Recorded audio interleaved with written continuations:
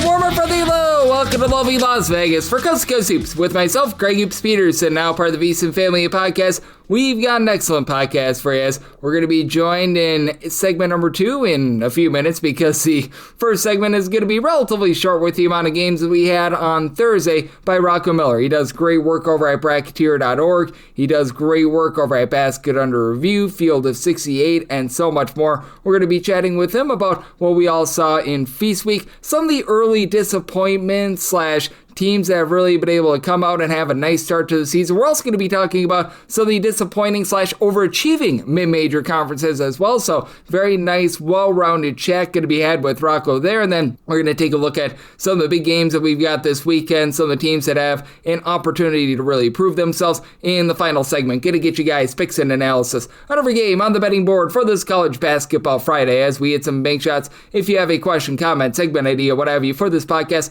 you have one of two ways to fire those in. First one is my Twitter / X timeline at @GUnit_81. Keep in mind, letters EM, they mean does not matter, so as per usual, please send these into the timeline. And the other way is find an Apple Podcast review. If you rate this podcast 5 stars, it is very much appreciated. From there, you're able to fire in whatever you'd like to hear on this podcast via that 5-star review. Well, I did not get in any Twitter / X questions. Everything is powered by Better. That is BETR on Better, and Better is making it better than ever before to be able to get into the game with some daily fantasy, as all you need to do is go to BETR.app. You type in that promo code of VSimpod, VSIMPOD. That gets you $10 free to get all started and to get everything all gassed up. And all you need to do is take a look at a player, whether or not they're going to go under or over their stat line for the night, where jurisdiction have it, you're able to bet on some money lines and spreads as well, and boom, you're all good to go. And we are all good to go to take a look back at everything that we saw in a fun but small college basketball slate on Thursday, try to find some trends and try to get to know these teams a little bit better. Games from yesterday is Greg buzzing about. Here is the rowdy recap. Looked like UW Green Bay was going to be able to get the win over Robert Morris, but that was not to be, as Robert Morris, they do find a way to persevere, get the job done, and yet a epic chair throw from Doug Gottlieb at the end of the game as well. 80-78 final in this one for UW Green Bay. Their lead scorer, Max Hall, did return in this one. He had 14 points for Green Bay. They go just 5 of 16 from 3, and for Robert Morris, the way that they were able to win this game was on the glass, as he had Nicolas Chatakoulis only provide 3 rebounds, but he had a big shot at the end of regulation with the game all tied up to be able to get the job done there, as Deshaun Good, he was good on the glass for Robert Morris, 18 points, 9 rebounds, and for UW Green Bay, they played even up with regards to the turnover battle, 11-11. Probably the most shocking result of the night, South Florida, they absolutely take it to Utah State, 74-61. This was actually a 21-point lead at that. Things got a little bit tighter in the second half, but Utah State just not able to get any offense going. They shoot 35% from floor for South Florida. They got a little bit slowed down in this one. They did turn the ball over 17 times, but they won the rebound battle 40-34. And Isaiah Nelson, a nice double-double, 11 points, 10 rebounds. Joseph Pignon, he was able to lead the way with 17 points. And MJ Collins, 19 points for Utah State, but really not a lot outside that for Davidson. They do get the win, but they do not get the cover against the Citadel. This by a count of 79-63. As the Citadel, they shoot 50% from floor, only 5 of 20 from 3, but how about Davidson? 12 of 29 from 3-point range, as you had off the bench a really nice expose from Roberts Blums. He was able to go 4 of 7 from 3-point range, and then a 3 of 4 3-point shooting expose from Nick Koval as well. As for Davidson, the starters really didn't have the most rambunctious of games in this one. They had a combined 42 points, and off the bench they got 37 big ones, and then they were able to win the turnover battle in this game by a count of 14-6 as well. For anyone like myself who had the under in Long Beach State versus UC Santa Barbara, this was rough, as this game was 67-67 at the end of regulation. Turns overwhelming in overtime. Santa Barbara unable to get the cover, but they do get the win over Long Beach State, this by a count of 84-77. As for UC Santa Barbara, Ada Mahaney made his presence known in this one. He goes for 26 points, only 1 of 5 from 3, but 11 of 11 at the free throw line. Santa Barbara 32 out of 38 at the charity stripe. They do lose the turnover battle 14-13, and for Long Beach State, they actually win the rebound battle 40-36. As for Long Beach State, the man that kept them in this game, Gavin Sykes, he was psyched out about being able to supply 24 points, and off the bench, Shaquille Bender, the transfer from the Metro Atlantic, he supplied 19 as well. Lots of Big West action that went down on Thursday. Now, I do have to do this before our game in Hawaii wraps up. I have to have this up by midnight Pacific, 3 o'clock a.m. Eastern. But we did see UC Irvine's odds off for the Anteaters get a nice 73-60 win over UC Riverside, as they were really able to just pound them into oblivion towards the back half of this one. As for Irvine, they went 10 of 18 from three-point range. UC Riverside, they're only able to go 5 of 20 from three-point range. So a nice win by the Anteaters. UC Riverside, surprisingly, was able to win the rebound battle in this game, this by a count of 41-38, but on the way that Irvine was shooting from three-point range, really no shot there. And for Irvine, laying about 12.5 points overnight, they close about 13.5, 14. Did depend upon your number on that one. Cal Poly, they do find a way to be able to get the job done and persevere over Cal State Fullerton. This by a count of 94-91, as you saw a three-point shooting expose in this one from Cal Poly. How about 18 out of 37 from three-point range? Peter Benjai, he goes off for 37 big points for Fullerton. 9 of 23 from three-point range themselves, and for Cal State Fullerton, they've been much better in terms of taking care of the ball this season, but they did have 15 turnovers. They did win their turnover battle because he had 19 out of Cal Poly, but Cal Poly, they do have that big performance out of Benjai, so they do find a way to be able to get the job done out there, and also being able to get the job done. How about Cal State Northridge? 87-66 all over Cal State Bakersfield in this one. Roadrunners were not doing a lot of meatman in this one, as they went 5 of 20 from three-point range, and they lost a turnover battle 18-13. As for Cal State Northridge, you had Larry Hughes be able to supply 27 points, and Mohamed Fafana, Josiah Davis, they were able to chip in their 15 points apiece. And if you're taking a look at trend-wise what we're getting in college basketball right now, we had some overwhelming results in college basketball on Thursday, but if you take a look at overall for the season, the under is hitting at a little bit over 51%. 697 unders to 667 overs, excluding the Hawaii game. And favorites, they continue to cover the spread. They're hitting at about 51.3%, 697, 662, and 21 against the spread. And if you take a look at the last 7 days in college basketball, the favorites, they certainly have been cleaning house. 136, 121, and 8 against the spread. That's about 53%. And the under rate is about 53.5%. 139 unders, 122 overs, and if that serves me correct, 4 pushes. So that's what we're seeing in college basketball right now, and that's what we're all getting trend-wise. Coming next, how about if we do chat it up with our good friend Rocco Miller, take a look at some mid-major fare, take a look at some of the surprise teams, and so much more right here on Cusco with myself, Craig H. Peterson, now a part of the VSiN Family Podcast. Side edge this college basketball season? Well, VSiN experts use CBB Analytics, the most comprehensive college basketball analytics platform in the world. See injury impact, on and off data, clutch time performance metrics, first versus second half splits, and so much more. Utilize the promo code of VSiN, that is VSIN, to get $30 off and find your betting edge over at cbbanalytics.com. That is cbbanalytics, all one word.com. For anyone that is new to VSiN, well, I wish you a friendly hello. This is an attention to anyone that is new to VSiN because you're able to get some free stuff with our daily newsletter. It's a great way to catch up on everything that's happening in the sports betting world. It's delivered straight to your inbox every single morning. VSiN's newsletter offers picks, data, strategies for the day's betting menu, and so much more. Sign up for free today over at VSiN.com/newsletter. That's VSIN.com/newsletter, and start receiving your free newsletter tomorrow morning. That is VSIN.com/newsletter. Stay ahead of the game and bet smarter with VSiN. And we're back here in lovely Las Vegas for Cusco with myself, Greg H. Peterson, now part of the VSiN Family Podcast. Always great to be joined by this man, as we've got Rocco Miller aboard. He does a tremendous job over at Bracketeer.org, taking a look at this great game of college basketball. And this man is now all over the place because he's doing a great job with the Mid-Major Show on the Field of 68. He's doing some great work over at Basket Under Review as well. You can also catch him selling hot dogs at a hot dog stand near you as well. You're able to follow him on the old Twitter/X at his first and last name, Rocco Miller, the number 8 altogether. And Rocco, always a pleasure, my friend. Thank you. That's a new one, Greg. I like that. Appreciate the intro. It's been a busy November, and I'm looking forward to this week. It's just getting settled in. I was in your town of Las Vegas over the weekend announcing the inaugural Resorts World Classic, won by UC Santa Barbara. We had a great experience there. A lot of really good games. I think all 4 games we had were close games, with Santa Barbara edging out Seattle for the first ever championship. Now we're getting into more of a routine base now that MTE season is mostly behind us.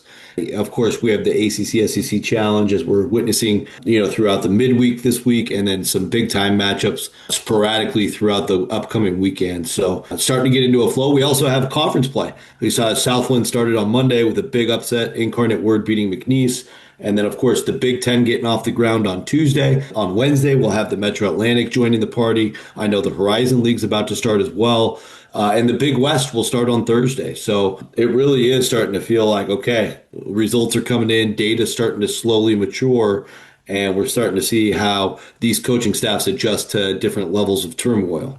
And how do you take a look at these conference games that we're getting right now? Because I do feel like they just have a little bit of a different tenor and a little bit of a different feel when you get them in early December. And it's just a way of the times with now having 18 and 20 game conference schedules. But to me, it always does feel just a little bit weird. Yeah, it does. Well, and I think a lot of leagues don't have to do it. So it starts with the quantity of conference games that leagues want to take on. So at the highest level, the Big Ten preferring to play 20 games. The only way they can really make that work is to play a December window. And with the uniqueness of the geography within the Big Ten, it makes sense for them to get these West Coast games in specifically early, as you see both the LA schools play both the Northwest schools over the course of the week. But so for them, that's just kind of part of the nature of the beast of trying to get the quantity of games in by the end. But yeah, the actual matchups have been really interesting. We saw USC and Oregon with no Rodney Rice due to a shoulder injury and no Nate Biddle still for Oregon, really shook up how that matchup played out.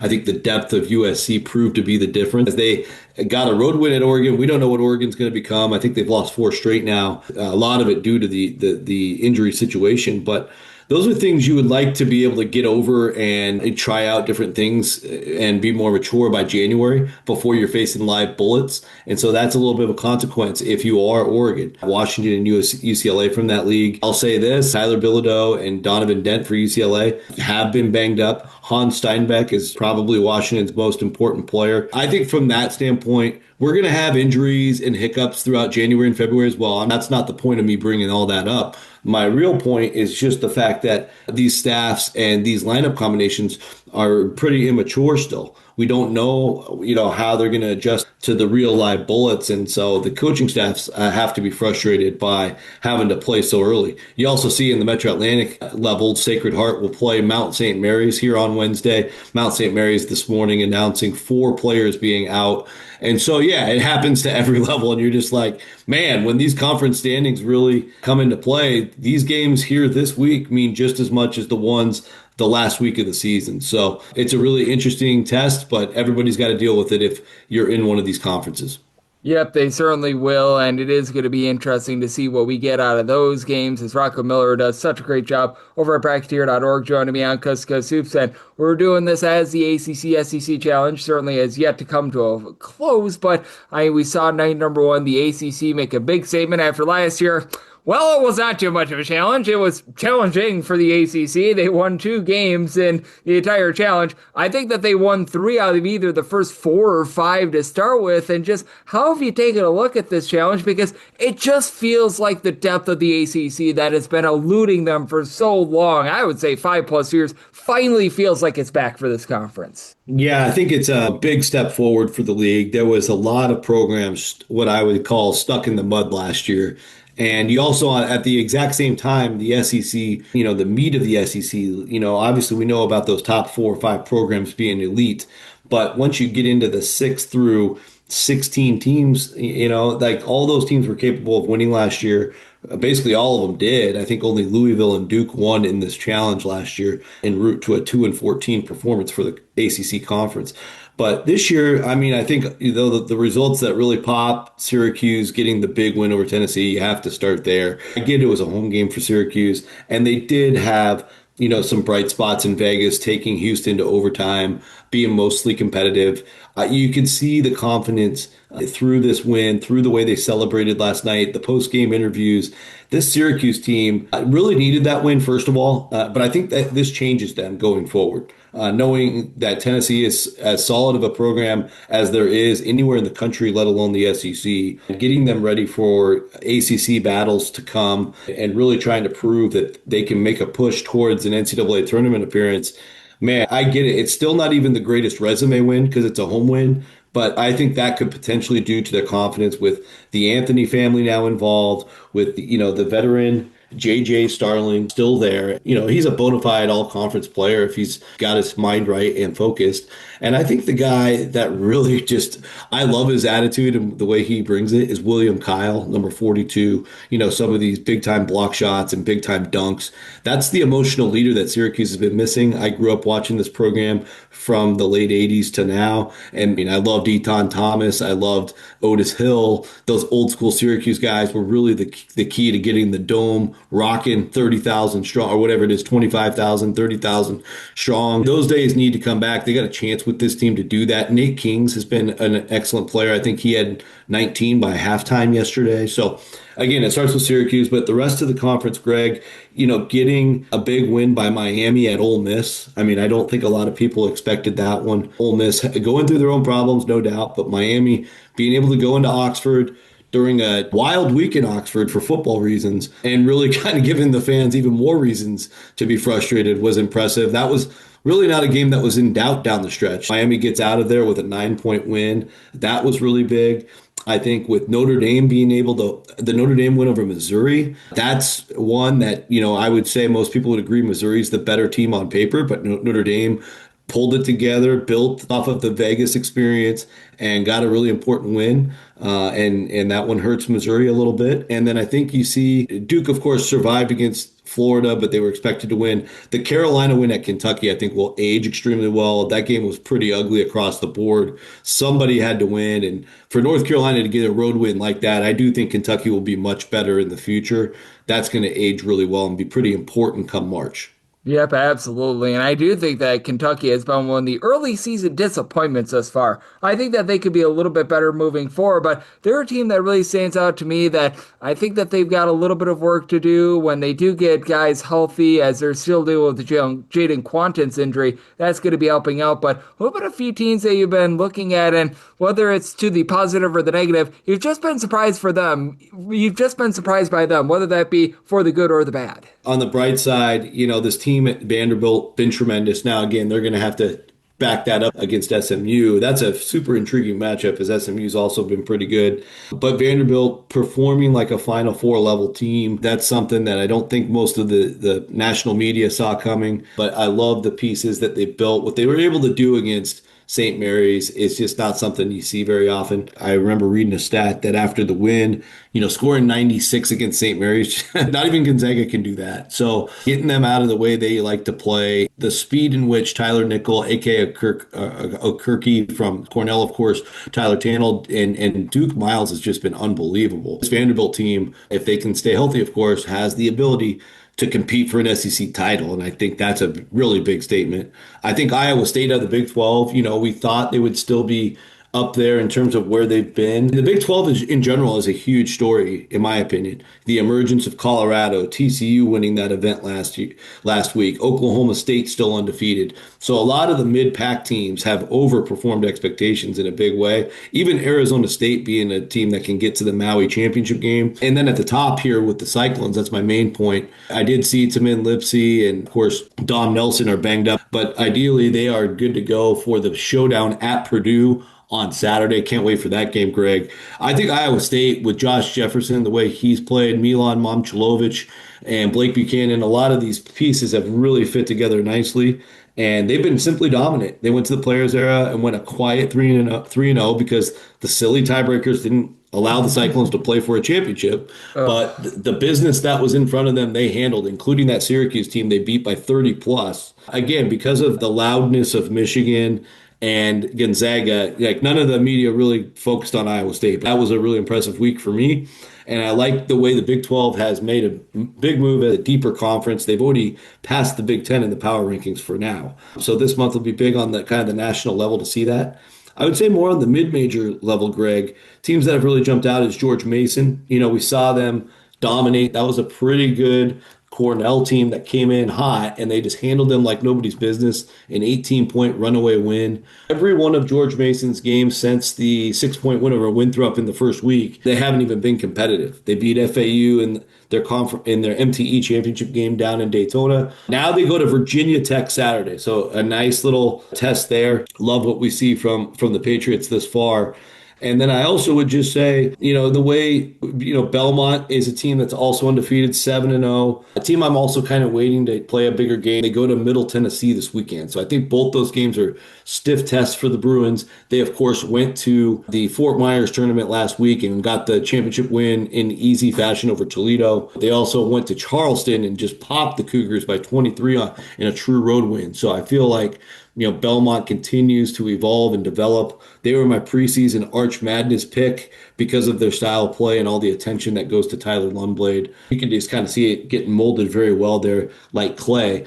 The last team, I will throw in one more. I covered them last week, and it was on the call for one of their games, the William and Mary Tribe, Greg. We have to talk about how impressive they've been. Probably their most impressive win of all, going to Duquesne and getting a road win at an Atlantic 10 team. And again, they're doing all this since the second game of the Jacksonville Classic without Kyle Pulliam and without Reese Miller, both out pretty much indefinitely. Pulliam, I expect to maybe come back sooner than later. It could be concussion protocol. He had a gash in his face that they couldn't get to stop bleeding on the court. Took him to the hospital there in Jacksonville. Of course, didn't play in the second game. Reese Miller, I saw tweak his knee at the end of that first Jacksonville game. You never know with the knee thing. That could linger and linger and linger. We would hope both those guys can get on. My larger point, though, here, Mr. Peterson, is that this team 1 through 9, there's no drop off. And that's been evident with the way they've played since they've lost both of these guys. They've now pounded Abilene Christian, pounded Old Dominion, and go to Duquesne. And they were almost a wire-to-wire win yesterday. I think Duquesne got a lead late, but William and Mary still able to persevere and win by 4. They go to George Washington Saturday. So again, all these teams I teed up for you with big games for you to look at on Saturday. Absolutely. I love that you threw in there a Mr. Peterson to be able to get my attention. And man, we have been seeing a lot of great mid-majors thus far, and certainly it's going to be interesting to see what we get on Thursday as we're pre-recording this ahead of the Utah State versus South Florida game. That is going to be a fun one as well, and I do feel like some of these games over the next few weeks might be very important because we have been seeing a few of these mid-major conferences really be able to rise up. Like you were mentioning, some of the teams out there in the Big West and the CAA has been pretty impressive, since Charleston, and there have been a few duds out there. Like Charleston has certainly been a team that I was expecting a little bit more from. I was certainly expecting more from Loyola Chicago. Finally got a win over Central Michigan, but man, that's been rough. And just how do you take a look at the tenor of a conference like the Atlantic 10 and the Missouri Valley Conference? Because I feel like those have been two conferences that have been a little bit hit or miss along with the Mountain West. Meanwhile, it's been the mid-major conferences that have been a little bit lower down the board that have actually overachieved this year. First of all, just the A10. Obviously, I mentioned George Mason already. I still think George Washington, despite falling twice in the Caymans, are a very loaded roster. They have to show their chops in learning from those losses. That's where it's a wait and see. Coach Caputo has never had a team this talented before, so this is really going to be an indictment on him either way, how this GW season goes. St. Louis is a well-oiled machine. Fouled Stanford up by 3 late. One of the few times you see that backfire, as Stanford made the first, got the purposeful miss to leak out to a 3, and they lose in regulation by 1. Heartbreaking. But St. Louis, obviously a well-oiled machine. They turned around and went to Loyola Marymount, got a big win in convincing fashion there. I feel like St. Louis's system is going to allow them to blow out the bottom half of the A10, and that's going to help them a lot when it comes to power numbers, when it comes to overall confidence level and skill development. I also think, some of the emerging teams of the middle of the league have helped the A10 tremendously. St. Bonaventure looks extremely solid. Their only losses to North Carolina. Davidson's overperformed. They get a huge test with St. Mary's this weekend, but again, Davidson much better so far than what people would have expected. Same with Richmond. And then, of course, you've still got VCU and Dayton doing what they're supposed to do. They've got a few losses each, but they've performed well, and they both picked up really good wins. Rhode Island's actually overperformed to what I expected, being 7-2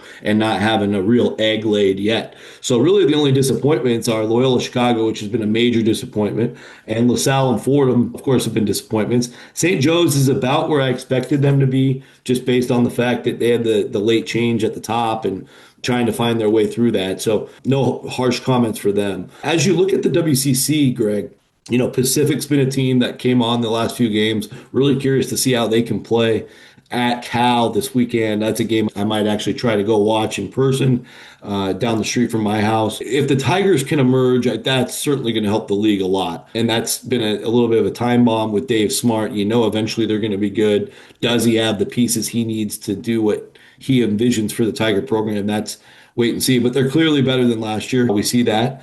Seattle University already has a huge win at Stanford. I just announced their games in Vegas, as I told you, Greg. I think long-term they're deep. They could actually be the fifth best team in the league. And so really good stories there. Loyola Marymount started hot. They've cooled a little bit. You'd like to think Washington State and Oregon State will turn it around, but they have some pretty poor records so far. That's been disappointing from the disappointing side. And I also think, I'll be fair to my local Dons here, San Francisco, disappointing showing in the Palm Springs event. They did have the nice Minnesota win, but they really need a bounce back. They have a tough schedule the rest of December with more chances. They'll go to Tupelo, Mississippi on the 7th to play Mississippi State. I think that's an opportunity for the Dons to get back on track with another Power Conference win. But obviously Santa Clara has been a great story. Gonzaga, besides the Michigan embarrassment, has been great. And same with St. Mary's besides the Vandy game. Overall, just conference-wide, it's a great question. You asked me a very loaded question. But conference-wide, first of all, I want to tip my cap to the Mid-American Conference. Last year, I think it was the worst MAC I've seen from top to bottom in 20 years. They've bounced back in a big way. You've got Buffalo undefeated, Greg, playing much better, much more talented team. Miami, Ohio is a team I got to watch in person in Jacksonville. They haven't been dominant, but they found a way to continue winning. Peter Suter's a special player, great competitor. They have a nice system they run, still undefeated there. You see Bowling Green, they went to Kansas State and just destroyed the Wildcats, regardless of what's going on with Kansas State. Like, that's big time for Bowling Green to be able to do that. Eastern Michigan won at Cincinnati. I mean, this is big time stuff here, Greg. Shout out to the MAC. They definitely deserve their flowers.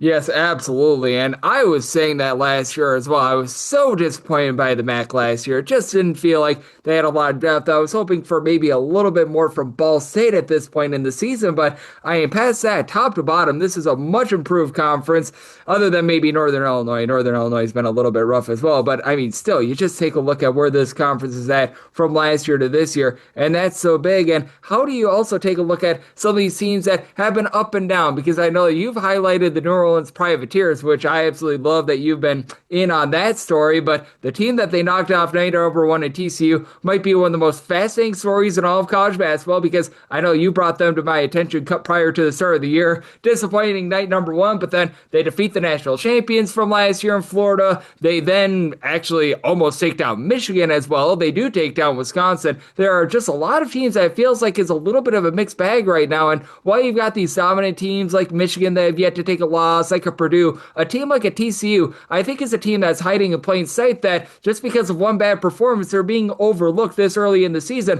when they're really playing some good basketball. Yeah, no doubt. I think also in that realm, Butler out of the Big East, really no expectations for Butler coming into the year. A few people had them bottom of the Big East, completely in last place projected. And all they've done is barely lose a heartbreaker, the second Saturday of the season at SMU, and they go to their event and beat Virginia in the championship game. That was really impressive. They took on that Eastern Michigan team that had all the momentum, beating Cincinnati, and they handled them with ease. They were up by 22 down the stretch, ended up winning by 16. So now Boise State comes to Butler on Saturday. Boise State's behind the eight ball in terms of what their goals are. They'll get Boise State's best punch. But so far, Butler shapes up to be in the mix for an NCAA tournament at large bid. How cool is that? I mentioned Oklahoma State earlier. They're another team I put in that category that really didn't have a lot of expectations. Another one that, again, we're still trying to figure out if they're real or not, but it would be LSU. They were picked last in the SEC, or at least 15th, depending on where you look. But all they've done is handle their business so far. Again, they played... Maybe their toughest home game was that New Orleans team. They were up for that game. They pounded them. And then they only got Drake and DePaul in their tournament. So we don't know for sure that this LSU start is real. But Texas Tech on Sunday, a Texas Tech team that is struggling. So if they connect with them here this week and Texas Tech continues to struggle, LSU could get a big time win there. And then they play SMU next weekend. So I'm intrigued by the start. They've been dominant enough to be like a top 20 performing team in the country. Let's see if they can back it up when they get the big time opponent. And then I think you have to talk about Seton Hall, Greg. Seton Hall, 2 points away from getting to the Maui championship game. They got the huge win over NC State. They clobbered Washington State in the third place game. And so really, their only loss right now is a 2-point loss to SC, who's still undefeated. They will play at Kansas State, a Kansas State team that's reeling this weekend, and they host Rutgers in a week, and that will be the end of their non-conference play. So if Seton Hall can go get those Kansas State and Rutgers wins, it's very conceivable that they enter Big East play at 10-1. And now, they obviously need to be big NC State fans the rest of the year to make that win look as big as it did on the day that it occurred. In general, I think this team behind Shaheen Holloway, they're performing with the top 20 defense. They're forcing turnovers at an alarming rate at the fourth best in the country. They lead the country in block shots. They're third in steals. And this is like, to a T, the Shaheen Holloway formula. I think we all love watching this style of play. And this could be a really fun Big East story if they can continue to build on the early success. Oh, I had zero expectations whatsoever for Seton Hall coming into the year. They have been very competitive. It's been a lot of fun to take a look at them. I was not sure why so many people were so down on Butler to start the year as well. They've been able to rise up, so that's been a lot of fun. We've got some nice surprises out there in the Big East. We've got some nice mid-major surprises, and you, my friend Rocco, are doing a great job of covering it all on so many different platforms. So let the good people at home know it's all on tap for you and how people can follow along on social media and other platforms. Appreciate it, Greg. Always good to be on with you. I'm at Rocco Miller 8 on both X and Blue Sky. You can my website, bracketseer.org. Bracket projections won't start till January, but we're going to continue to have special event coverage through myself and Robbie LaStella. Give him a follow as well. Doing a great job doing all these big events. He's going to be at the Jimmy V Classic next week. Look forward to having him there. UConn plays Florida and BYU plays Clemson in that. Over at Field of 68, we have the mid-major show Thursdays, 5 Eastern. Make sure to either turn that on or you can go back and watch or listen to the replay of the show. It's a great live production this year. We've had amazing guests. The last show we had right before Thanksgiving was Scott Cross from Troy. And that later that night, he went to a crazy triple overtime game with USC. So you never know what you're going to get. They should have won that game too, man. I know. And we had him on to celebrate the San Diego State win. He almost ended up with both wins. So anyway, we're having a great time with that show. Of course, on Field of 68 later this season, bracketology, I'll be leading that show called Fielding the 68. And then at Basket Under Review, my main focus right now has been the Teams of the Week awards, having a ton of fun with that. If you're interested in all 31 leagues, I'm literally giving out an award to one team on each league per week. And so make sure to check that out every week. This past week, our awards went to Michigan, TCU, McNeese, Vanderbilt, and Colorado, and that changes every week. So look for that because I feel like there's a ton of great information about what's going on at all levels of college basketball. Appreciate everybody's support. Absolutely. Rocco, one of the best in the business. This man is a grinder, taking a look at all these teams, all 365 of them, and every single time he joins me, he wants such great insight. So big thanks to Rocco for joining me on Coast to Coast Hoops, now part of the VSiN Family Podcast. Coming next, it is that time of the podcast. I'll give you picks and analysis on every game on the betting board for this College Basketball Friday as we hit some bank shots.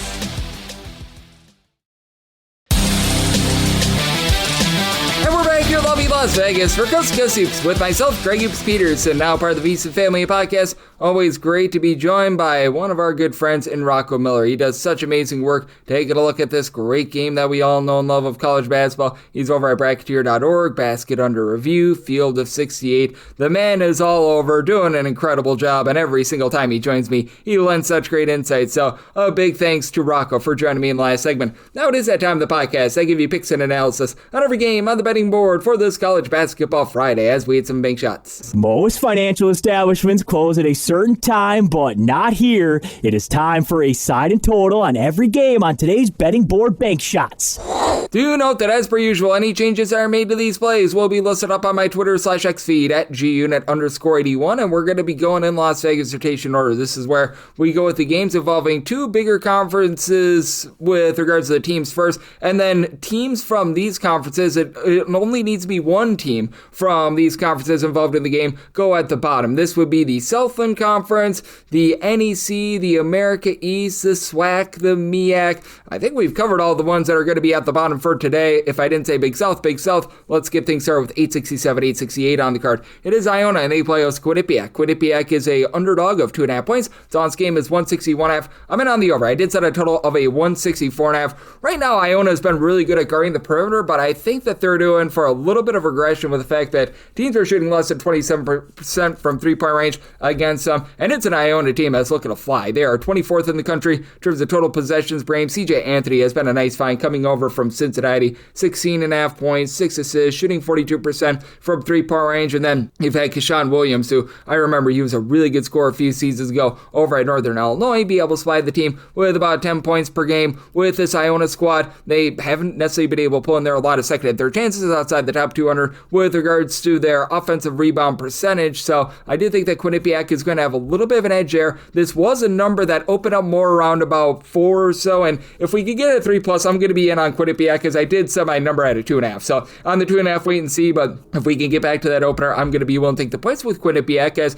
they've done a solid job down low. Right now, they're a top 225 team in terms of rebound percentage. Amari Monroe is back from a season ago, 3.5 steals, 6 boards, 16 points per game. You've got Samson Riley right now shooting 67.5% for three. That is going to be going downward, and for Quinnipiac, I think that there's a little bit of regression to it for them shooting 38.5% for three last year outside the top 250 with regards to their three-point shooting percentage, but also some positivity to the fact that they're right around about 300th in terms of their two-point shooting percentage, and it is a Quinnipiac team that they've been outside the top 200 with regards to their own two-point shooting percentage down low, but they've been able to do a better job of taking care of the ball. They're turning the ball over only about 12 times per game. You've been able to get some good production out of the freshman and Keith McKnight at 6'7", 11 points, 4.5 boards. He's been a nice unexpected find for this team, and then you do have size with someone like Spencer Wayway, who comes over from the UK. He's actually been able to give the team only 3.5 points, but 6.5 rebounds per game. It's a Quinnipiac team that they themselves are looking to play fast. They are 101st in the country in terms of total possessions per game, so I do think that's going to be a little bit more of an up and down game. If I could get 3+, I'm going to be in on the points with Quinnipiac, and with regards to total, set mine at a 164.5, so I like the over. 869, 870 on the card. It's East Tennessee, and they are going to be playing us to South Alabama. South Alabama, an underdog of 4.5 points, so on this game is 140.5. I'm going to be in on the under. I did set my total 135.5. This is despite the fact that both offenses have been very efficient. South Alabama right around about 123rd in the country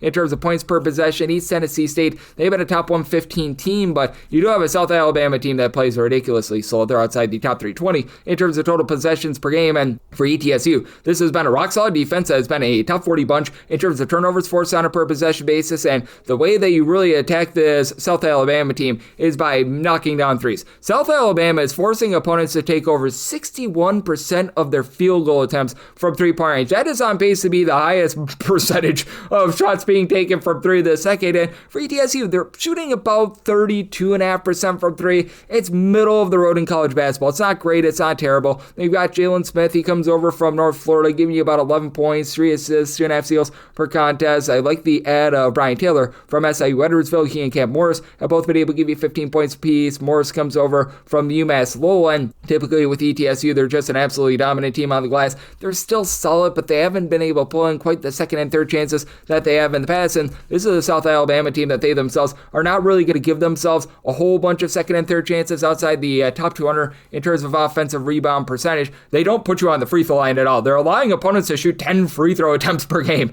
That is by far number one in all of college basketball, so they do a great job there. You've got pretty much the Division II All-Stars coming in. Peyton Law has been able to give you 13.5 points, 6 boards. This program just does a really good job of finding these on D1 guys. Adam Olson, 16 points. He's been able to shoot 40% from three. South Alabama as a whole, they're shooting about 34.5% from three, and they've taken great care of the ball. They're a top 35 team in terms of fewest turnovers on a per possession basis, but do think that this is going to be slow and controlled with ETSU. I do think that they're going to be able to do a little bit of a better job on the glass here. This is a South Alabama team that has been outside the top 240 in terms of defensive rebound percentage, and I think that ETSU makes just just enough threes to be able to get the job done on the spread. I set my line at 5.5, so willing to lay up to 5 with ETSU, and did set that total at a 135.5. I'm also in on the under. 871, 872 on the card. Fairfield is on the road. They're facing off against Manhattan. The Jaspers are a 1 to a 1.5 point favorite. 157.5 is the total, and I set a total of a 148.5. I'm in on the under.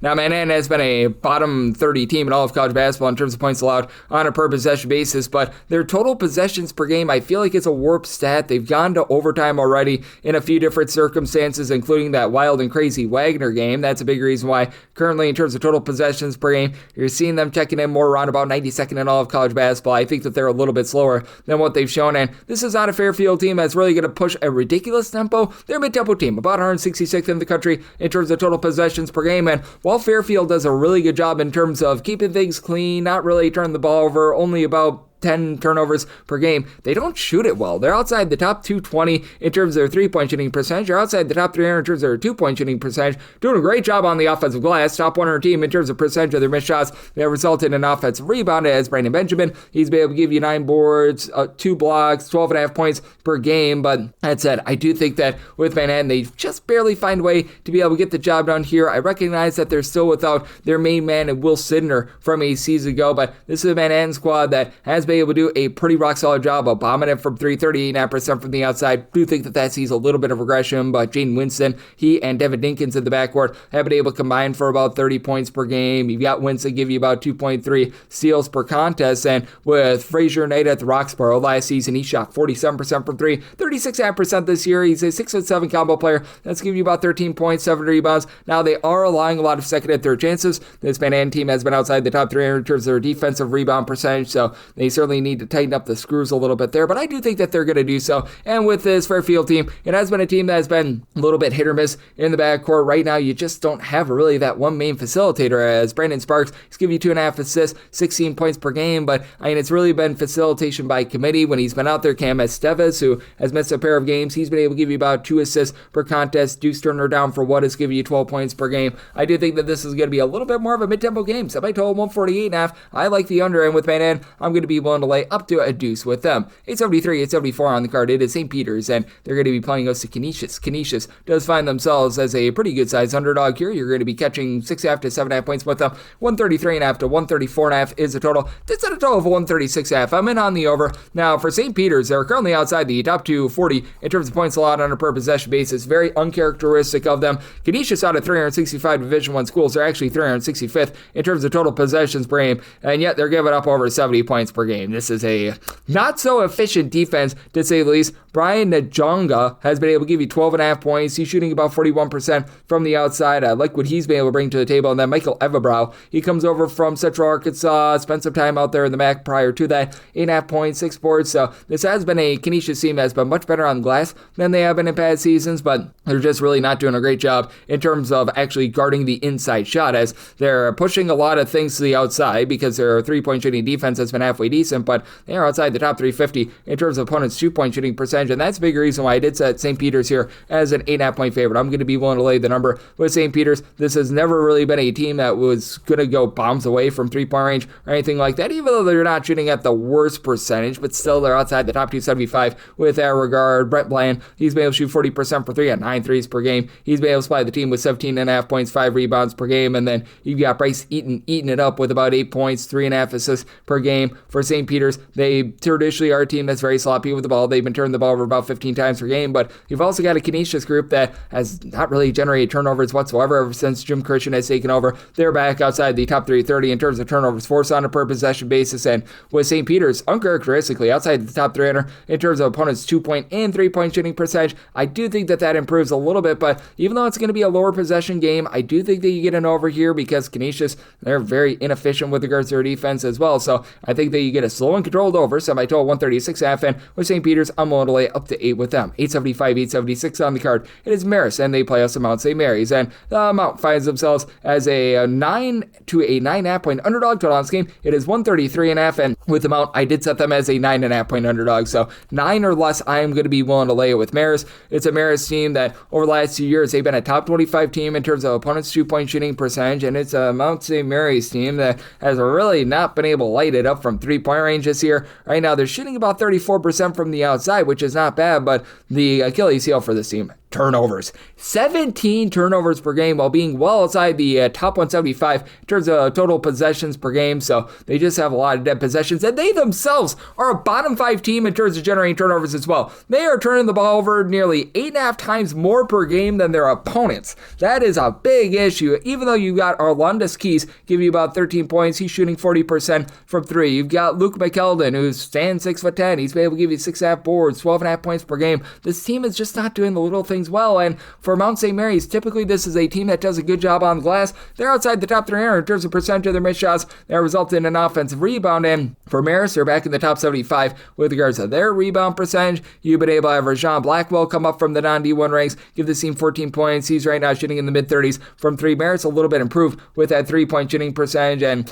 I mean, they're allowing teams to shoot 22% from 3. That is certainly going to be going northward. That's not a sustainable number, but they're always very rock solid down low. You're not going to be able to get a lot of opportunities if you're Mount St. Mary's, and Justin Menard has been able to do a nice job doling it out. 4 assists, 4 boards, 9 points per game to only about 2.5 turnovers per game. Jaden Collins is back from a season ago with about 8.5 points, 4.5 rebounds per game as well. So this is a circumstance where I do think that Marist is going to do a nice job holding up with their defense. This is once again a Marist team that is very nice, slow, controlled in terms of total possessions per game, 309. So I did set a total here of a 131.5. I'm in on the under, and I'm willing to lay up to 9 with Marist. 877, 878 on the card. Siena is going to be playing us to Niagara. Niagara is a 13.5 to a 14.5 point dog. This game is 131.5. I did set my line at 11.5. I'm going to be willing to take a shot here on Niagara. I recognize that things are less than savory for Niagara. They lose pretty much 9 out of their top 10 scores from a season ago, and Niagara is built around 3-point shooting. They've had to mix and match with a lot of non-D1 guys to be able to help out there, and they're only shooting about 32%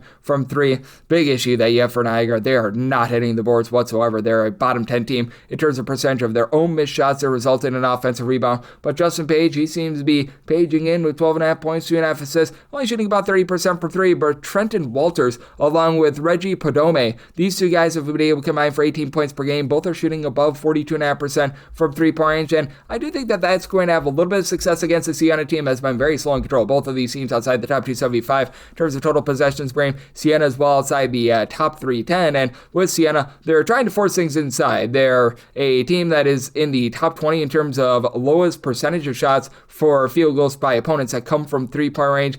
They themselves have been shooting 25% from 3. That should be going northward. You've got an Niagara team that's currently outside the top 300 in terms of opponents' 3-point shooting percentage, but and it's right now just a cold team in general. You don't have a single guy in the roster for Siena shooting above 33% from 3, and that guy is Antonio Chandler that's shooting 33% from 3, and I think that he's 1 of 3 from 3-point range thus far this season. Gavin Doty, he's been able to give you 15 points, 5.5 boards, but not necessarily a guy that's going to light you up from 3. I like Justice Schultz in the backcourt, 5 assists, but he's been having 3 turnovers per game as well. This has been a Siena team that has been a top 125 team in terms of turnovers force on a per possession basis, so they've done a pretty solid job there. Brendan Coyle, he's back from a year ago, 10 points, 4 boards per contest, but I just don't know if Siena's going to be able to break away in this game. For Siena, they just have been a little bit disjointed in the backcourt. They've dealt with a few injuries to Reed Descharme and company as well, so do feel like this is a little bit too lofty of a number in a game where I think it's going to be an almighty slog. I did set my total at a 131.5. Right now, I'm seeing between 131.5 to a 132. At the 132, I'm in on the under, and I'm willing to take those points with Niagara.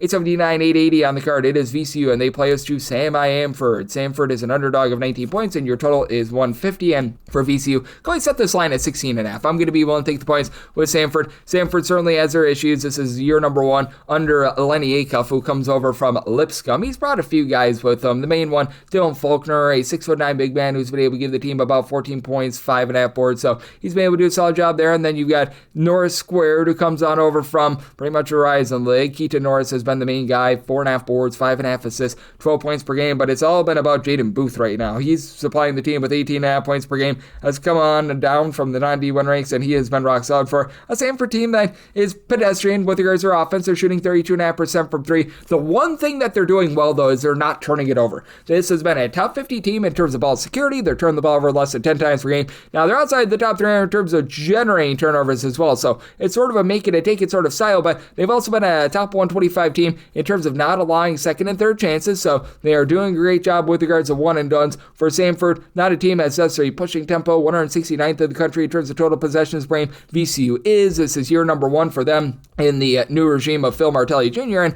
right now they're about 59th in the country in terms of total possessions per game. And for VCU, it's been a little bit more holes greater than some of its parts rather than anything else, because you don't have a single guy that's averaging above 12.3 points per game. That said, right now you've got 9 different guys are giving you at least 4.9 points per game. Jadarian Tracy, who comes over from Oregon, has been that main scorer, 12.5 points. He's shooting 42% from 3-point. Team as a whole shoots 35% from the outside. It's been a little bit sloppy with this team because you don't necessarily have that main facilitator, though. 13 turnovers per game. Now, VCU, a top 125 team in terms of turnovers forced on a per possession basis, but that said, they've also been a top 50 team in terms of opponents' 2-point shooting percentage. With Samford, they've had a few struggles with regards to that 3-point shooting, so it does make for a little bit of an interesting circumstance. I do think that you get an up and down game, and I do think that Samford, who's been very cold shooting to begin the year, they start to get a little bit more online, so I did set a total of 154.5. I do like the over and the points here with Samford, 881, 882 on the card. What's supposed to be Georgia State versus Kennesaw State, this is a game that's now going to be played on Saturday instead of Friday, so this is a skip. We move on. 883, 884 on the card. Gonzaga, they're going to be on the road. They're facing off against Kentucky, and Big Blue Nation is a 3.5-point home underdog. Total on this game, 157.5 to a 158.5. I said Kentucky is a 2-point favorite. I'm going to be willing to take a shot on the money line. Now, I do think that both of these teams are going to be seeing some improvement with their 3-point shooting. You've got both of these teams right now outside the top 170 in terms of their 3-point shooting percentage. Gonzaga is actually shooting worse than Kentucky from 3-point range right now. Kentucky 33.6% from the outside, Gonzaga 32.2%, and you've got two teams that have been very good on the boards. Kentucky 18th in terms of rebound percentage, Gonzaga is 16th. I do think that home court advantage is very big. On a neutral court, I would be setting Gonzaga as a favorite, even though we saw them get dump trucked against Michigan, but past that game, they've looked rock solid. For Kentucky, they do have the losses on their resume, 3 of them in total, and the game against Michigan State was a little bit less than tremendous, but I still think that this team is going to be able to do a nice job in terms of running good, clean offense, even with them shooting it cold from 3. They've been 30th in the country in terms of points scored on a per possession basis. You've got Malachi Moreno doing a nice job down low, 10.5 points, 8 boards. They've needed it because Mohamed Diabate has missed each of the last 3 games, but Denzel Aberdeen, Ortega Owe, they've been able to do a nice job flowing good, clean offense, and combined 6 assists. Both of these guys have been able to give you 13.5 points per game a piece, and then Jasper Johnson has been able to shoot about 36% from 3-point range, so I do like what he's been able to bring to the table. On the flip side for Gonzaga, this has also been a very balanced team. You don't necessarily have the same 3-point shooting as a season ago, but Adam Miller, I think, is going to be able to heat up. He's been able to give the team 9.5 points per contest from 3. He's only shooting about 31%. After last year over at Arizona State, he shot more in that neighborhood, about 40% from 3-point range. Mario St. Sapri, who comes over from overseas, 8.5 points. He's really been their hot 3-point shooter at 45% from the outside. Graham Ike is a load, 15 points, 8 boards, 2.5 assists. He's one of the best big men that you're going to find in all of college basketball, but it's actually Braden Huff who's giving you 16 points per game that is leading the way. And for Gonzaga, typically this is a team that you think of, and you think of that high-octane offense, and you think of a team that has been relatively suspect, to say the least, on defense. They're actually better on defense right now rather than offense. They're 9th in the country in terms of points allowed on a per possession basis. Gonzaga currently just outside the top 25 in terms of points scored on a per possession basis, so I do think that that's an interesting dynamic. I do think that both of these offenses get cranked up a little bit more, and this is a Kentucky team that has really slowed themselves down from a season ago. I do think that they're going to be playing a little bit faster moving forward, 161st in the country in terms of total possessions per game, and Gonzaga is checking in 36, so I did set a total here of a 160. I like the over, and I do like Kentucky outright on the money line. 885, 886 on the card. UAB is on the road against Drake, and the Drake finds themselves as a bit of a favorite here of 2.5 points. 146.5 is the total, and set total of a 147. So 146.5 is my max buy point on the over, but it is a buy point on the over with UAB. This is a unit that is back inside the top 100 in terms of total possessions per game. Drake is once again playing very slowly. Not quite as slowly as they did a season ago, but the Drake is right now 317th in the country in terms of total possessions per game, and UAB actually with their last last game. They're now 113th in the country in terms of total possessions per game, but still a team that under Andy Kennedy, they do like to fly a little bit more. You've got Chance Westery, who's been able to supply 16 points, 4 boards, 4 assists, but for UAB, the big thing is that they're shooting 27.5% from 3. This is not a particularly good three-point shooting team. They should see a little bit of a rise with this regard. You bring in Jacob Meyer, Fred DePaul, he's done a nice job supplying this team with about 15.5 points per game. Daniel Rivera, Ahmad Robinson, they've been able to combine for about 23 points per game, and right now Rivera has been able to really do a nice job in terms of supplying those 7.5 rebounds per game as well. UAB, traditionally a really good team in terms of the turnover battle, and they are once again this year top 75 team in terms of taking care of the ball. Only about 10 turnovers per game. They've been a top 150 team in terms of generating turnovers as well, doing a nice job dominating the offensive boards, but this is a Drake team that with their slow and controlled style, they've done a nice job in terms of winning that turnover battle as well. This is a top 40 team in terms of taking care of the ball. They're shooting as a collective 37% from 3. A little bit cold to begin the season, but Jalen Quinn has been able to come on strong from Loyola Chicago. He's been able to give you 17.5 points, 4 assists per contest. You've got Jashawn Thomas, who's able to give you 11.5 points per contest. He's right now shooting 42% from 3. Brandon Applehans, he's right now shooting 49% from 3. We'll see that go down a little bit, but Wilkins, Jr., Exacte, along with Aku Frederico, have been able to combine for about 13 rebounds per game. So with this Drake team, even though they're not pulling in there a lot of offensive rebounds,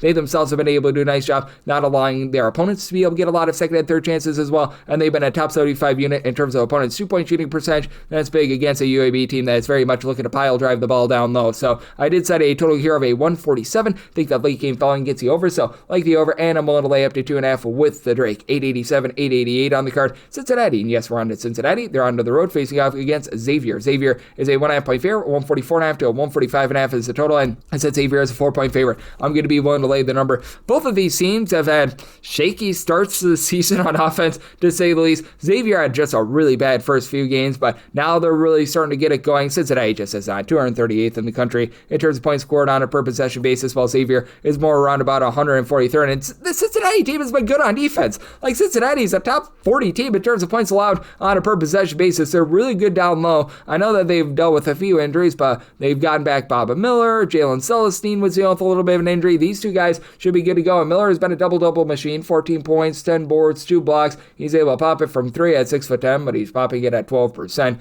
Day Thomas is right now shooting 50% from 3. We should see a little bit of regression there, but I need one of two guys that are averaging more than like 3 points per game. They're shooting above 30% from 3-point range, but stop a team down low has been able to give you 7 boards, 2 blocks per contest. So the Cincinnati defense is doing a nice job. For some reason, they're right now in the top 100 in terms of total possessions per game. I really don't know why Cincinnati has sped themselves up. Wes Miller wanted to, but it's clearly not working out for them. Xavier's been a little bit more of a mid-tempo team, and for Xavier, where they've been able to win has been on the inside. They've been a top 50 team in terms of defensive rebound percentage. You've got Trey caroling all the way to giving you about 16 points, 5.5 boards, 3 assists, shooting 39.5% from 3. Team as a whole shooting 38.5% from the outside. I don't know if these guys are quite that amazing, especially Allright, who comes over from Valparaiso, where he's a little bit more of a distributor than anything else. He's right now shooting 50% from 3. I should see a little bit of a fall off, but I like what you've been able to get out of Jovan Misevich, who's been able to give you 12.5 points, 4 boards, good versatility. You've also got a few other guys that come in from New Mexico who have been able to do a nice job, like Philip Brockovin. He's been able to do a solid job down low with about 7.5 boards, and he's also given you 3.5 assists per game. This has been a nice team in terms of just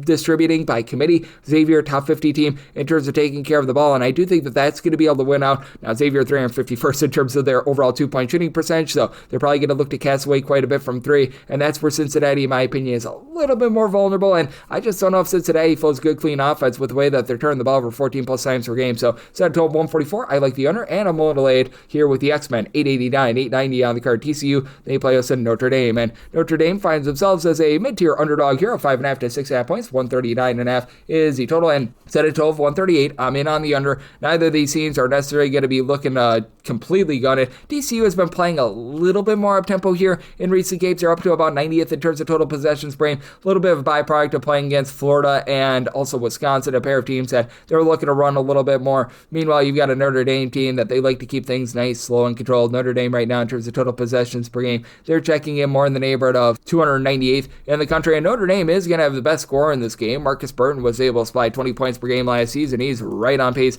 to do that once again this year. The question is, what are you going to be able to get out of the ancillary guys, as this Notre Dame team finally has some good rebounding, as they brought in a guy that I really liked over at Northern Arizona and Carson Tout, only about 5 points per game, but 10.2 boards per contest, so he's been pretty much a designated rebounder to help out likes of Jaron Harrelson, who's been that number 2 scorer with 13 points per game. Brendan Shrewsbury is able to bomb it from 3 at 44% from the outside, and with this Notre Dame team, traditionally they do a nice job in terms of taking care of the ball. The 11.5 turnovers per game, it's not amazing, it's not bad, but on the other end, you do have a TCU team that has really been able to get after it on the defensive side of things. They had that less than savory night number 1 game against New Orleans. That was just a Murphy's Law game where they went like 3 of 27 from 3-point range, and New Orleans, despite the defense being pretty rock solid, they were just able to make their threes. And for TCU, they're obviously going to be a better defensive team rather than an offensive team. Right now, TCU just 140th in the country in terms of points scored on a per possession basis, while being 17th in terms of points allowed on a per possession basis. But I do think that they do a nice job of standing up to Tout down low. David Punch giving you that punch. 12 points, 7 boards, 2.5 assists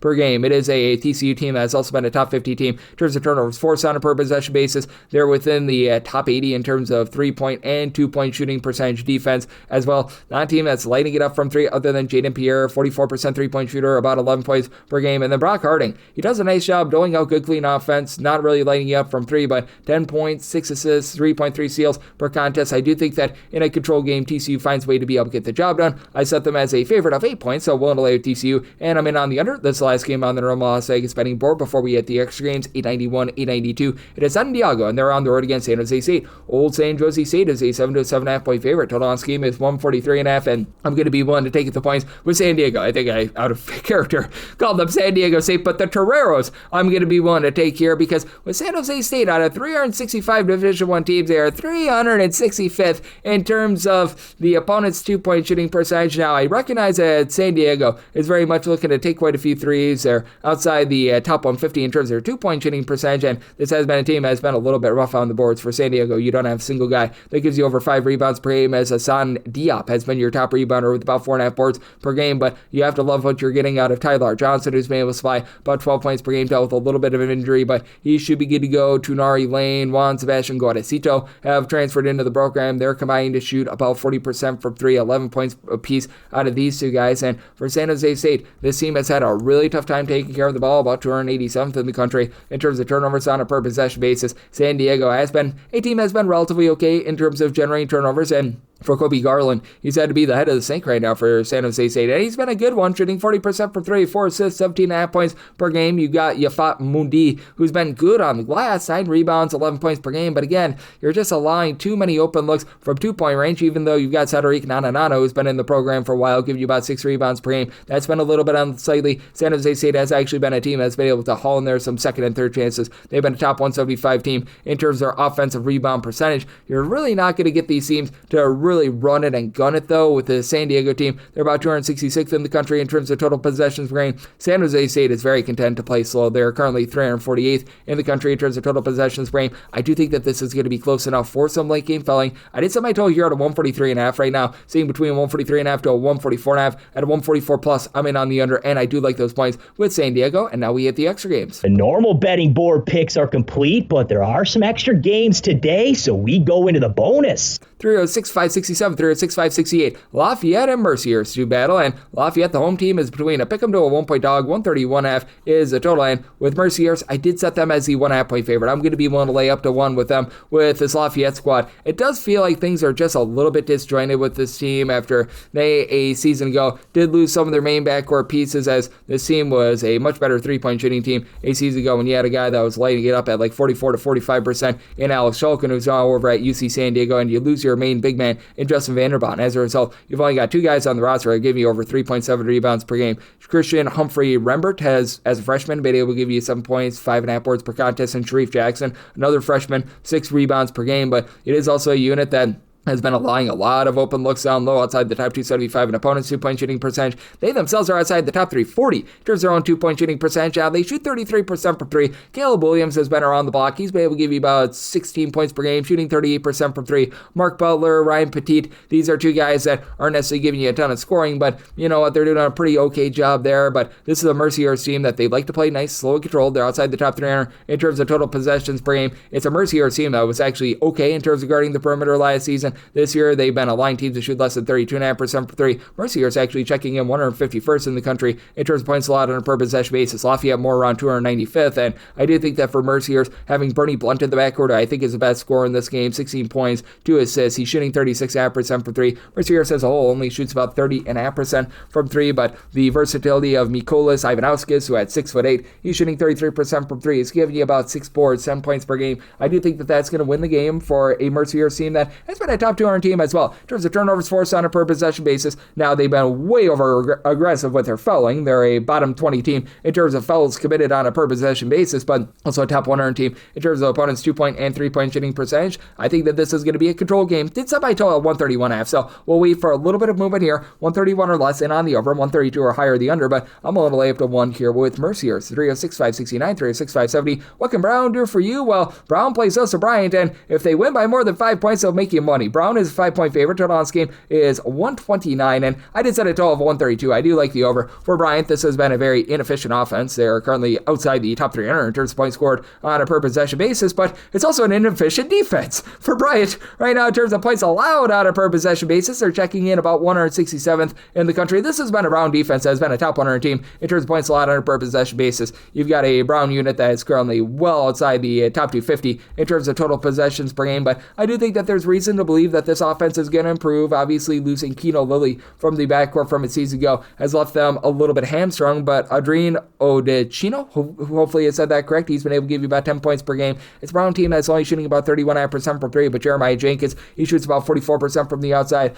8 points, 2 steals per contest, and then you've been able to have Landon Lewis come back in the last 4 games, and he's been able to supply the team with 13 points per game. It hasn't really led to a whole lot more offense, but I do think that it's going to yield some results moving forward, especially against a Bryant team that they just don't necessarily have great backcourt play. With Bryant, they're going to allow for a lot of clean possessions. They're only generating about 9.8 turnovers per game. That is a bottom 50 mark in terms of turnovers forced on a per possession basis. This Bryant team has been shooting just 27.5% from 3. I think there's going to be a little bit of room for improvement there. You got Quincy Allen, a former top 150 recruit, give you 10.5 points, 5.5 boards, a steal and a half, a block and a half per contest. So good versatility there. And Timothy Radovsky has been able to give you 12.5 points, comes in from overseas as a freshman, and he's been solid. And Ty Tabalas as a freshman, he's been able to shoot about 35% from 3-point range as well. In the end, I do think that Brown should be a relatively sizable favorite here. It is a Bryant team that's just been very sloppy with the ball with this Bryant team as well. They are currently outside the top 225 in terms of rebound percentage. I think that Landon Lewis turns the tide. So set Brown as an 8-point favorite. I'm going to be willing to lay that number. Me by total 132, so I'm also in on this total under. 306.571, 306.572. It is South Carolina State, and they're going to be on the road facing off against Bethune Cookman. Bethune Cookman is a 10.5 to an 11.5 point favorite. Total on this game, it is 148 to a 148.5, and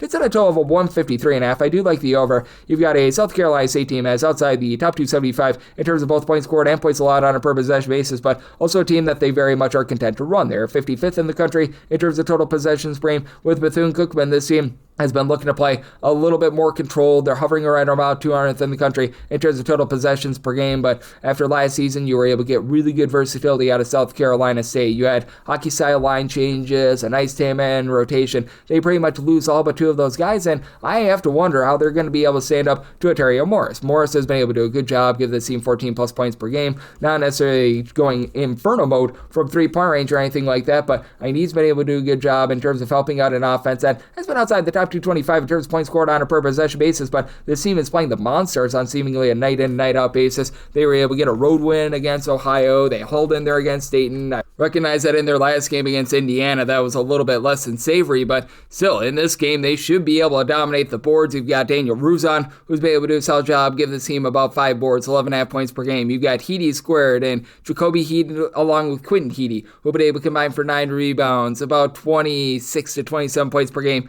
out of these 2 guys as well. And Ariel Bland had a slow start to the season. Now he's been able to give you about 5.5 rebounds per game. So Bethune Cookman should certainly be able to win that battle down low. Now South Carolina Carolina State has been playing a little bit better recently. They're still roughing darn near every department. They're outside like the top 300 darn near everything. But that said, they had to begin the season Cameron Clark, a transfer from Cal State Bakersfield at 6'10", out of the fold. He's been able to get the team 9 points, 4.5 boards in the 5 games that he's played. You've got Owen Bronson, who's been able to give you 13.5 points per game. And for South Carolina State, the scoring has been picking up for them a little bit. They have been able to break the 66-point barrier in pretty much each of their last 4 games. So I do think that they can do their part in terms of being able to push this total over. So I did set a total of a 153.5. I'm going to be in on the over. And then you've got Jaden Johnson, who's been able to give you 3.5 assists per game for the South Carolina State team as well. But I do think that Bethune Cookman should be able to go out there. They should be able to just pick apart a defense that has been 363rd in terms of opponents' 2-point shooting percentage, and a South Carolina State team that is very much turning the ball over outside the top 300 in terms of ball security. So did set a line of 17.5. I'm going to be willing to lay with Bethune Cookman and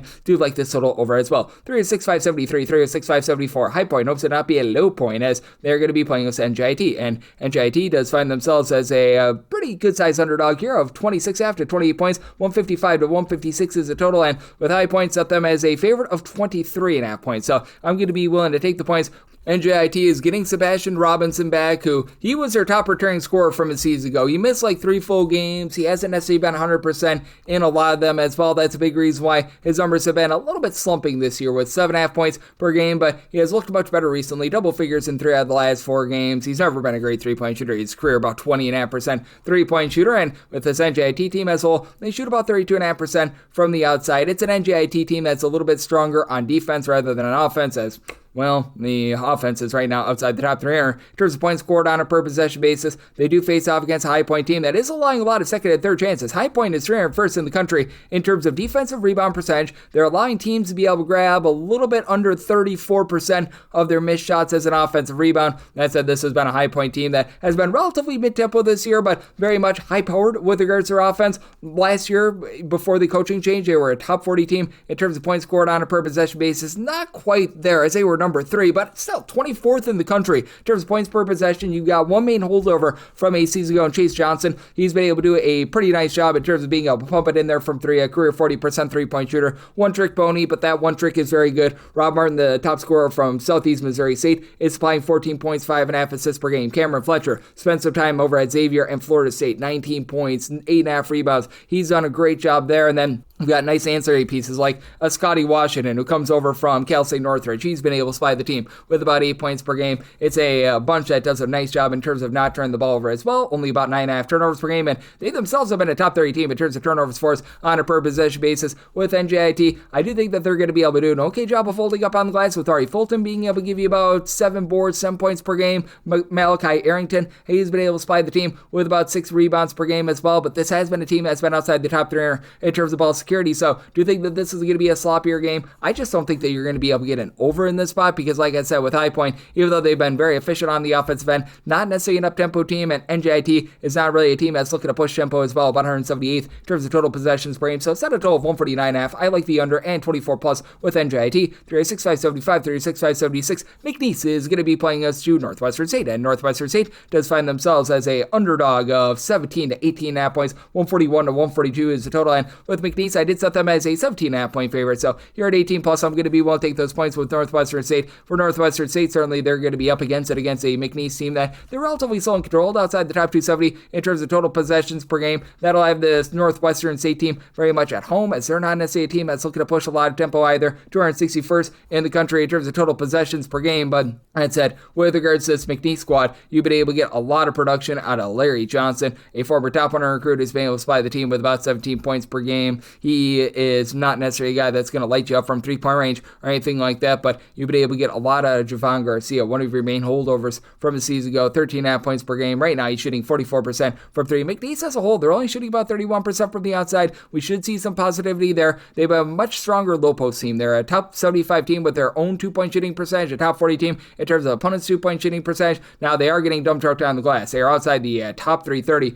in terms of defensive rebound percentage, and I do think that that's what's going to help this Northwestern team hold in there. Obviously, losing Jared Colonel from a season ago, he was a really good shot blocker. That hurts them quite a bit, and for Northwestern State, it is a team that's in quite a bit of transition down low, but you do return Micah Thomas, who's been able to just really run the offense. 18 points, 2.5 assists per game. This has been a squad that has been able to do a pretty solid job in terms of being able to bomb it from three at 35.5% from three-point range. Willie Williams coming back is absolutely massive as well, because this is a Northwestern team that has been getting absolutely dump trucked on the glass. He just returned in their last game against Southern. He provided 12 points, 9 rebounds. He's their main rebounder that returns from a season ago. Last year gave the team 6 points, 7.5 boards. That provides a little bit more rough and tumble to be able to hold in this game against McNeese. A McNeese team that has quite a bit of versatility. You've got Kawari Duel, has been not necessarily give you a ton of scoring, but he gives out 5 assists. He'll give you 4 rebounds, but I do think that Izzy Miles, who comes over from Tarleton, he was able to generate over a steal per contest over there, is going to be all about. Do think that you get a relatively controlled game with McNeese being a very slow team, and this is a Northwestern State squad that they themselves does still leave something to be desired down low, but that said, I do think that with Northwestern State now getting Williams back in the fold, they do just enough to hold in their semi-total at a 140.5, so here at the 141, 142, I like the under and the points with Northwestern State. We're going to have things up with 306.577, 306.578. UConn is going to be playing us East Texas A&M. East Texas A&M is a underdog of 37.5 points. Your total on this game, it is 139.5 to 140.5. So UConn is a 38.5 point favorite. So I'm willing to lay up to 38 with UConn. It's an East Texas A&M team that just leaves a whole heck of a lot of something to be desired in terms of their perimeter play. This is an East Texas A&M team that is well outside the top 3 in terms of points scored on a per possession basis. They've honestly been an okay team in generating turnovers over the last few seasons, as they're back at the top 75 in terms of turnovers forced on a per possession basis. They shoot 36% from 3 overall this season, but much of that came against non-Division I competition, against actual D1 teams. They've had their struggles, to say the least, and this is an East Texas A&M team that, while they do a nice job in terms of generating turnovers, they're outside the top 275 in terms of their own ball security. And for East Texas A&M, I do think that they're going to have a lot of struggles against a UConn team that just has so many guys. They're able to pound the boards, getting Terrace Reed back, who's been very rock solid in his 8.5 rebounds, 15.5 points per game is big. You've got Alex Caravan, who's been all around the block, 13.5 points, 5.5 boards, 2.5 assists. He's a guy that is right now shooting 46% from 3. Do think that goes downward a little bit, but you tell that Malachi Smith has been able to do a nice job in terms of just being able to find his role with this team. He was the main facilitator over at Dayton last year, and he's mostly come off the bench. He's been able to give the team about 6 points, 4 assists per game for a UConn team that is a top 85 team in terms of taking care of the ball. UConn is allowing teams only shoot 26% from 3-point range. They've been a top 25 team in terms of points allowed on a per possession basis, and for East Texas A&M, you've been able to have Ronnie Harrison come over from Tarleton State, give the team 14 points, 4.5 rebounds per game, but you don't have a single guy in the roster that gives you over 5 boards per contest. Michael Florian, he's been able to give you 4.9 rebounds per game. He was over at St. Bonaventure as a 6'11" big man 8 seasons ago, but I don't think that he's got much of a shot to be able to hold in there against all the UConn bigs, and I do think that this is going to be a sloppy game with East Texas A&M really turning the ball over left and right, and I do think that UConn, even though they don't necessarily play fast, UConn is back outside the top 225 in terms of total possessions per game. You've got an East Texas A&M team that they're mid-tempo. They're about 162nd in the country in terms of total possessions per game, but I do think that UConn, just with their offensive efficiency, helps you out with this over, so I set my total 142.5 here at the 140.5, like that over, and I'm going to be willing to lay up to 38 with UConn, and that'll wrap things up for the Friday edition of Coast to Coast Hoops, now part of the VSiN Family Podcast. If you do like hearing from this fine podcast, Coast to Coast Hoops, you're able to subscribe wherever your podcasts, Apple Podcasts, Google Play, Spotify, Stitcher, and TuneIn. If you have a question, comment, segment idea, whatever you for this podcast, you have one of 2 ways we offer those in. First one is my Twitter/X timeline at gunit_81. Keep in mind, Larsium, maybe does not matter, so as per usual, please do send these into the timeline. Other way is find an Apple Podcast review. If you rate this podcast 5 stars, it is very much appreciated. From there, you're able to fire in whatever you'd like to hear on this podcast via that 5-star review, and I'm with you guys with picks and analysis on every single game, every single day, so I will be back with you once again tomorrow. Thank you.